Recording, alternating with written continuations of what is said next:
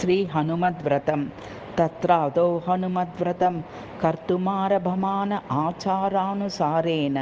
विशिष्टाचारपरम्परा प्राप्तां यथाशक्तिद्रव्यैः पम्पापूजां करिष्ये इति सङ्कल्प्य मार्गशीर्षमासे शुक्लत्रयोदश्यां व्रतं करिष्यमाणः द्वादश्यामेव नियतो ब्रह्मचारी जितेन्द्रियः सम्यग्गात्रे यापयित्वा ब्राह्मे मुहूर्ते उत्थाय कर्तव्यं सर्वमालोकयति। शौनक उवाच हनुमद्व्रतसङ्कल्पं कर्तुकामो ब्रवीञ्जनः कस्मिन् देशे व्रतं सम्यक् कर्तव्यं वद सूत च। किं च व्रतं पूर्वतरैः कुत्राचरितमद्भुतं सन्ति स्थलनि बहुधा गोष्ठबृन्दावनादयः वापि कपूतडागाद्याः कुल्याः कृतिमविसृताः नद्यो नदाः सागराद्याः पर्वताः सरितो द्रुमाः विचार्य बहुधा तच्च वदनो वदताम्बर। सूत उवाच साधु पृष्ठं महाभागा सम्यगेवोच्यते मया बहवः सन्ति देशाश्च पुण्याः पुण्यविवर्धना तथापि वच्चे यद्गुह्यं तच्छृण्वन्तु मुनीश्वराः। पूर्वः हनुमतः पूजा कृता पम्पासरितटे तस्मात् पाम्पासरितीरे हनुमद्व्रतम् उत्तमं नानादेशेषु कर्तव्या पम्पापूजापयन्त्रतः ब्राह्मे मुहूर्ते चोत्थाय शौचादिभिरतन्त्रितः नित्यकर्म समाप्याशु योगक्षेमं समाविशेत् ततश्च पञ्चभिर्वाद्यैरुपेतो बन्धुभिर्वृतः तत्रायां च नदीं काञ्चित् गत्वा श्रात्वा च वाक्यतः अगमर्षणमन्त्रैश्च शुचिः प्रयतमानसः सन्ध्यावन्दनपूर्वं च नित्यकर्म समाप्य च पितॄन् सन्तर्प्य यत्रेण ललाटे तिलकोज्ज्वलः षोडशाप्युपचारां च पम्पाया सर्वतो व्रती। देशकालौ स्मृत्वा मयाचरितस्य व्रतस्य सम्पूर्णफला व्याप्त्यर्थं भार्यया सह हनुमत्पूजां करिष्ये इति सङ्कल्प। पीठस्य अधोभागे अतलाय नमः वितलाय नमः सुतलाय नमः रसातलाय नमः तलातलाय नमः महातलाय नमः पातालाय नमः तत्र अगाध सर्वत शब्दात्मने नमः तत्र कमले कमटाय नमः तदुपरि सहस्रमणिफणा प्रकाश मानसेशाय नमः अष्टदिग्जेभ्यो नमः तदुपरि भूमण्डलाय नमः तपोलोकाय नमः महर्लोकाय नमः सत्यलोकाय अष्टदिक्पालकेभ्यो नमः तन्मध्ये मेरवे नमः मेरो दक्षिणदिग्भागे द्रोणशैलाय नमः तन्मध्ये सुरतरवे नमः तन्मूले सुवर्णवेदिकाय नमः वेद्यां वृक्षस्य पूर्वभागे नवरत्नखचितचारुरत्नपीठाय नमः हनुमत्पीठे अलङ्कृतं कलशं निधाय ॐ नमो भगवते वायुनन्दनाय नमः इति कलशस्थापनं। ततः देशकालो संकीर्त्य सीता समेत श्रीरामचंद्र ध्यानादि मानसं कृत्वा श्री हनुमन्मावाहयेत् प्राणप्रतिष्ठां च विधिवत् द्वादश ग्रंथि पूजा अंजनासूनवे नमः प्रथम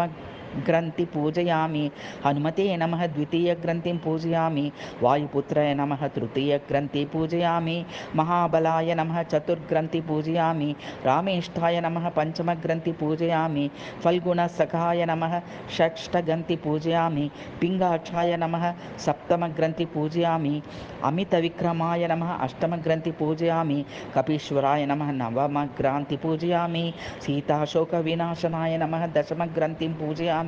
लक्ष्मण प्राणदात्रे नमः एकादश ग्रंथिं पूजयामि दशग्रीवदर्पज्ञाय नमः द्वादश ग्रंथि पूजयामि भविष्यत् ब्रह्मणे नमः त्रयोदश ग्रंथि पूजयामि अंगपूजा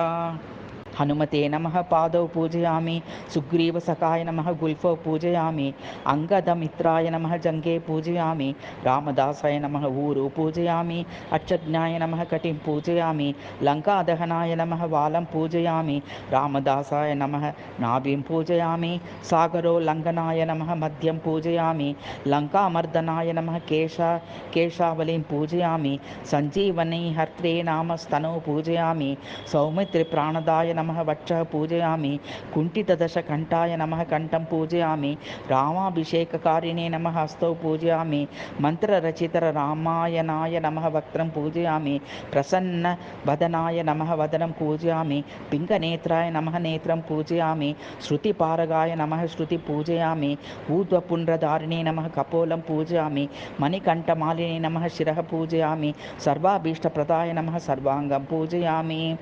दोरग्रहणम् आञ्जनेयगर्भसम्भूतं रामकार्यार्थसम्भव वरदातः कृता पूजा रक्षमां प्रतिवत्सरं व्रतोद्यापानं यजमानो महानद्यां माध्यस्नानं कृत्वा नित्यकर्म विदायाचार्य ब्रह्म ऋषिभिः सहोपविश्य प्रणानायम्य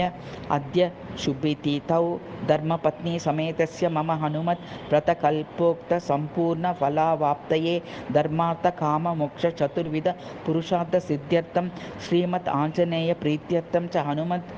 व्रतोद्यापनाख्यं कर्मं करिष्ये अस्मिन् कर्माणि आचार्यत्वं भवन्तः कुर्वन्विति वेदान्तरं कुटुम्बिनीं वित्तहीनं शान्तमाचारवन्तं ब्राह्मणमाचार्यत्वे नियोज्यम् एवं लक्षणसहयुक्तमपरं ब्राह्मणं नियोज्य ततः त्रयोदशकलशावाहनार्थं त्रयोदशब्राह्मणनृत्विविदौ नियोज्य एवमावरणं कृत्वा ततो निष्कमात्रसुवर्णेन तदर्थेन यथाशक्ति वा हनुमत्प्रतिमा कृत्वा प्राणनायम्य हनुमत् व्रतोद्यापानाङ्गत्वेन पम्पापूजां कृत्वा पुनः प्राणनायाम्य शुभतिथौ धर्मपत्नी समेतस्य मम मनोवाचा फलसिद्ध्यर्थं श्रीमद् आञ्जनेयप्रीत्यर्थम् आञ्जनेयप्रतिमापूजां करिष्ये इति संकल्प्य तत्प्रतिमाशुद्ध्यर्थं पञ्चामृतस्रपणं कृत्वा मूलमन्त्रेण शुद्धोदकस्रपणं कृत्वा पञ्चप्रस्थपरिमितश्वेततुण्डलोपरि अलङ्कृतपूर्णकलशं संस्थाप्य तदुपरि प्रतिमामादाय प्राणप्रतिष्ठां कृत्वा ततस्रयोदशकलशान् प्रतिमावेष्टितां स्तटुण्डलेषु निधाय कलशपूजां कृत्वा तेषु कलशेषु वस्त्राण्यवेष्य तेषु नानाविधफलानि दत्त्वा कलशपूजां कृत्वा ततः पीठार्चनं कुर्यात्। पीठास्तादस्थले अतलाय नमः वितलाय नमः सुतलाय नमः रसातलाय नमः तलातलाय नमः महातलाय नमः पातालाय नमः तथागाध सर्वतोमुख सुधादिभ्यां नमः तत्र कमठाय नमः तदुपरि सहस्रफणामण्डित मणिप्रकाशिता शेषलोकशेषाय नमः अष्टदिग्जेभ्यो नमः तदुपरि भूमण्डलाय नमः दिक्पालेभ्यो नमः तन्मध्ये मेरवे नमः मेरोदक्षिणदिग्भागे रत्नसानवे नमः तन्मध्ये सुरतरवे नमः तन्मूले सुवर्णवेदिकायै नमः वेद्यामृक्षस्य पूर्वभागे नवरत्नखचित नूतनपीठाय नमः एवं भावयित्वा स्वामिन् सर्वजगन्नाथ यावत् पूजावसानकं तावत् त्वं प्रीतिभावेन प्रतिमायां स्थिरो भव। ततस्रयोदश ग्रन्थियुक्तदोरकं प्रतिष्ठाय ध्यानं वन्दे विद्युद्वलयतसितं ब्रह्मसूत्रं दधानं कर्णद्वन्द्वे कनकवलये कुण्डले धारयन्तं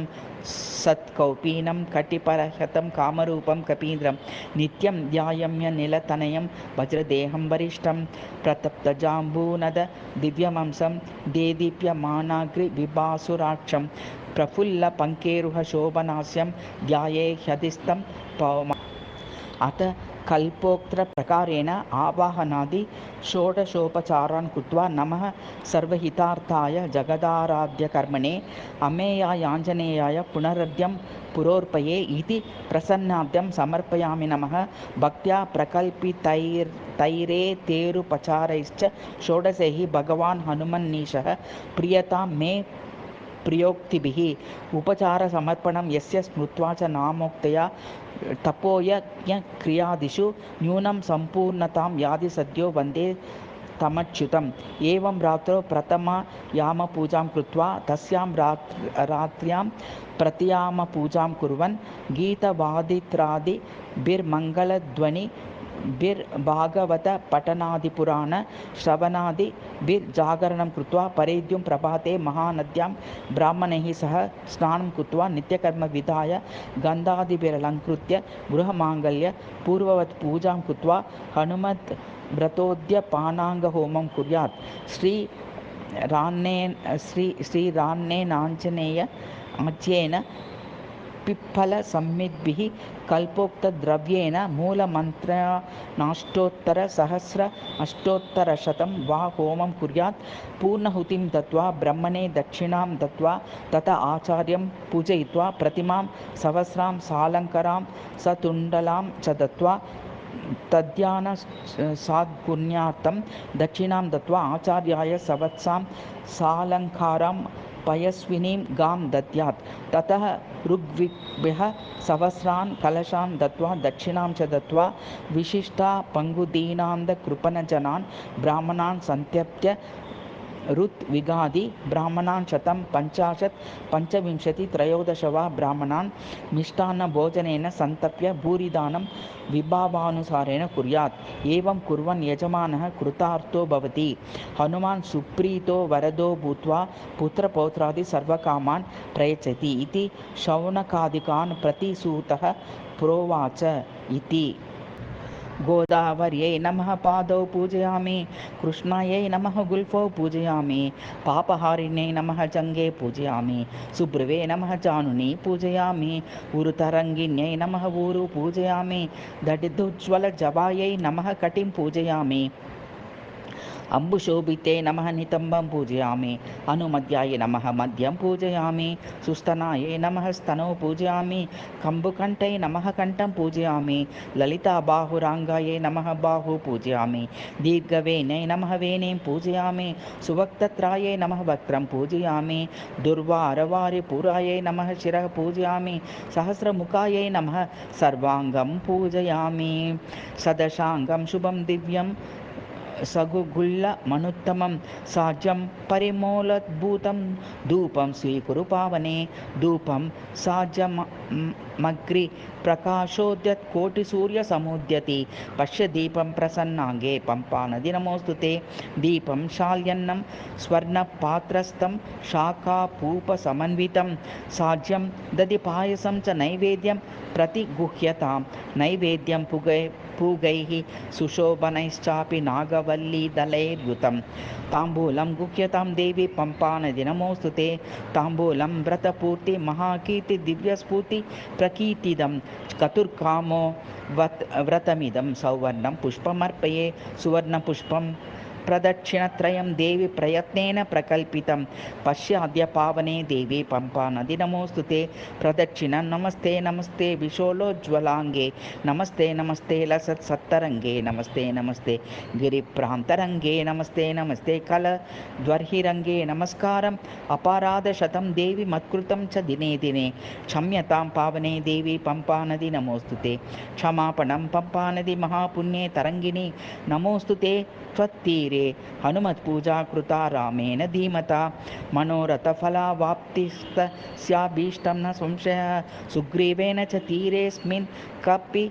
वर्येण ते कृतं, संस्कृतं च मनोवाञ्छा सहस्तस्य बभूवसा, अतस्त्वन्नीरपुलेन कृते हनुमतो व्रते, श्रेयांसि मम सर्वाणि न विघ्नानि भवन्त्विह इति सम्प्राप्य पम्पाख्यं नदी शुभतरङ्गिनीं कलशोदकपाणिश्च गच्छेत् स्वगृहमादरात् इति पम्पापूजा।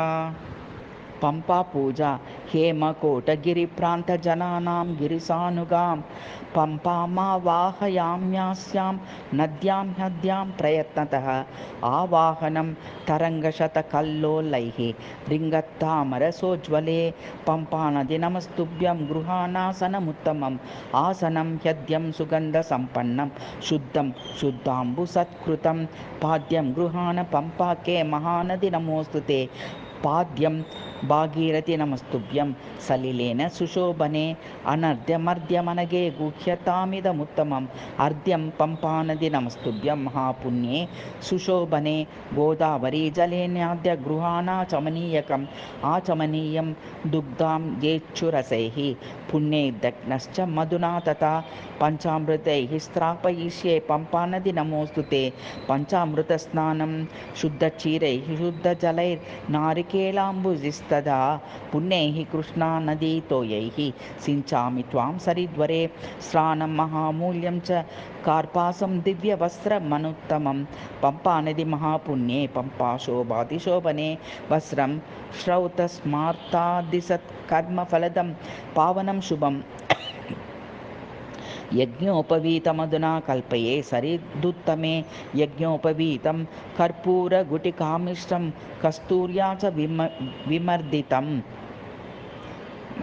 यत्नेन कल्पितं गन्धं लेपयेऽङ्गं सरिद्वरे गन्धं लक्षणोक्तानि दत्ता नक्षतां चोत्तमाक्षुभान् पम्पानदि गृहाणे माक्षु वशो भाति वृद्धये अक्षतान् अतसि कुसुमोपेतं पङ्केरुहदलोज्ज्वलं कुङ्कुमं शङ्करजटासम्भूते सरिदर्पये कुङ्कुमं कज्जलं त्रिजगद्वन्दे महापुण्ये तरङ्गिनी नेत्रयोः पादमनगं गुह्यतां सरिताम्बरे नेत्राञ्जनं शातपत्रैश्च कहारैः कुमुदैर्वकुलैरपि मल्लिकाजातिपुन्नागैः केवलैश्चापि चम्पकैः तुलसी धामभिश्चापि तथा बिल्वदलैरपि पूजयामि महापुण्ये पम्पानदि नमोऽस्तु ते पुष्पाणि अथ अङ्गपूजा।